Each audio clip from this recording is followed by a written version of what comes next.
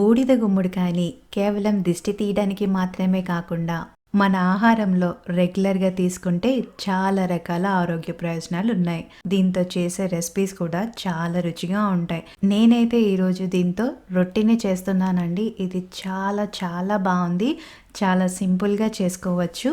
ముందుగా బూడిద గుమ్మడికాయని శుభ్రంగా కడిగి పైన తొక్కని తీసి ఇలా సన్నగా తురుముకోవాలి.